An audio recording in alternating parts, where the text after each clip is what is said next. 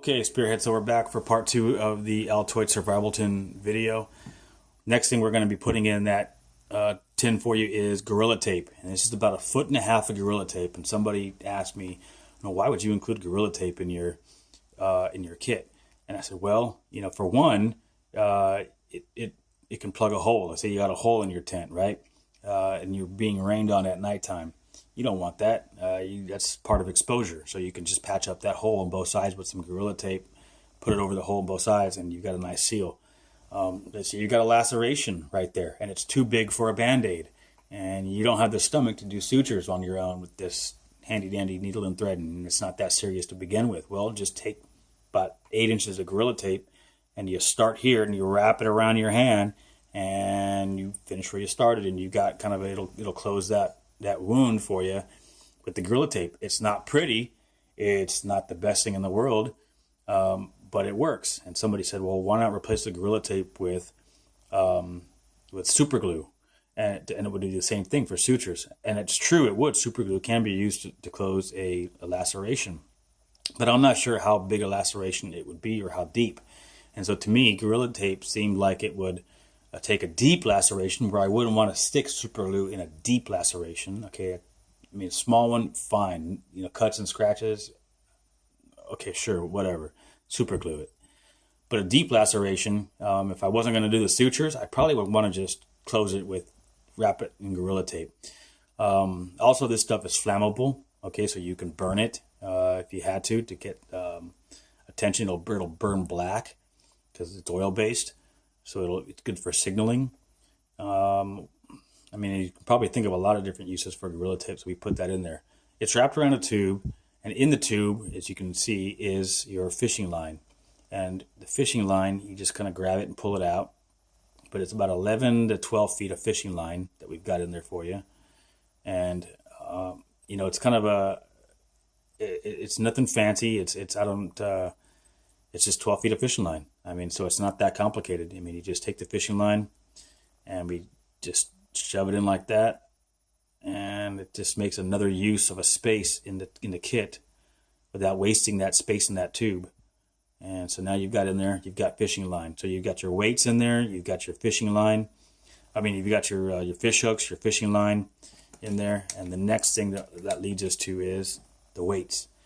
So the weights are those ball type weights that clamp down. And of course, because we're giving you the Gerber dime, it comes with the pliers. So it works together pretty good. So you got 2 of the larger weights and 3 of the smaller weights that go in there. On both sides, you've got cotton balls to keep everything from moving around. Noise discipline, right? And so the cotton balls, of course, are good for fire starting. If you've got the chapstick, which you should have in your pocket, and even if you didn't, you could still light them on fire. But everyone knows the chapstick and the cotton ball trick, so you've got those in there as well. And then you got your weights right there.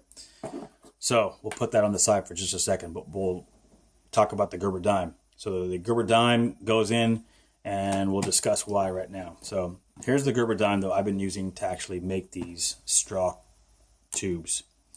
And it's got a pair of pliers on there. It's got some wire cutters right there as well.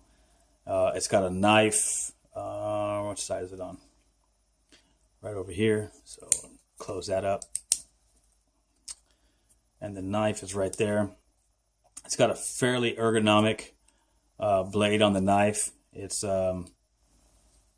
actually pretty nice. It's pretty sharp right out of the box, which is why we liked it as well. It's got a really nice blade. It's not serrated, so it's easy to sharpen. We liked that about it. And so it just had a really good feel to it. It seemed pretty sturdy. It's got a nice coating on it to prevent corrosion. So we like that about it. And then what else do we have on here? We've got things like a little, this is like a box opener, but you can also use it to, say, if you wanted to cut open an animal or something like that, something small, you could use that. It's just another blade. You can use that for whittling, for sticks if you had to make them, for detail. If you're going to make small cuts on wood.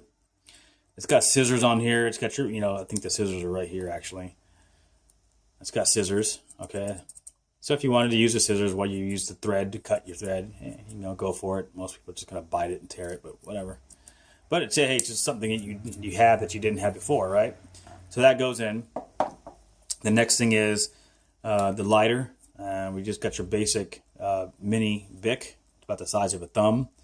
And, of course, we've got tar bank line wrapped around the outside of that. And people say, well, why would you take a lighter? For one, it won't work in sub-freezing temps, below 32 or something like that, whatever. And I said, well, if I'm in sub-freezing temps and my lighter's not working, guess where I'm going to stick it? I'm going to shove it down my pants and put it right between my scrotum and my leg and heat it up. And that'll take that lighter back to about my body temp, which would make it operational, right? So I got the tarred bank line on there, and that's just good for all kinds of sorts of things, lashing or snare line or something like that. You can use it for all fishing even if you had to. And I wrapped it around the lighter because why not? It doesn't take up any more space, really. It doesn't add a lot of bulk to it. If I just threw the lighter in by itself, it'd be kind of a waste. So wrapped 6 feet of tarred bank line around there. Now back to those weights. So the weights went in here with the straw and the cotton balls, and they're actually really easy to make, and I'll show those in a separate video. And in this one, well, let's go here first. So now right here we've got a flashlight, and this is the Streamlight Nano. And I like these lights because they're small. They got really easy to find batteries. So those little batteries that you get in hearing aids, you can find them all over CVS and Walgreens and all that. And so they work pretty good. You can use a flashlight for signaling if you did like that for search and rescue, or if you dropped your ferro rod in the dirt or something like that and you can't find it, you can always use the flashlight to dig it up and look for it, and then you're not screwed with no fire. Now in here we got pink Himalayan salt. I'm not going to go over all the ins and outs of the pink Himalayan salt. There's tons of articles, Google it. But I got pink Himalayan salt in here. It's good for electrolytes. All I did was I took a straw, seal one end, put the salt in, seal the other, and that's it. And I'll make another video on the other stuff soon. So that's what we got in our survival kit. If you have any other ideas or you want to ask us questions about our kit, be more than happy to answer any questions you got. Just make sure that when you ask a question of yourself first. So if you're going to ask why the salt, Google the benefits of pink Himalayan salt first, and Google what an electrolyte is before you start asking me about why salt, things like that. So just think intelligently.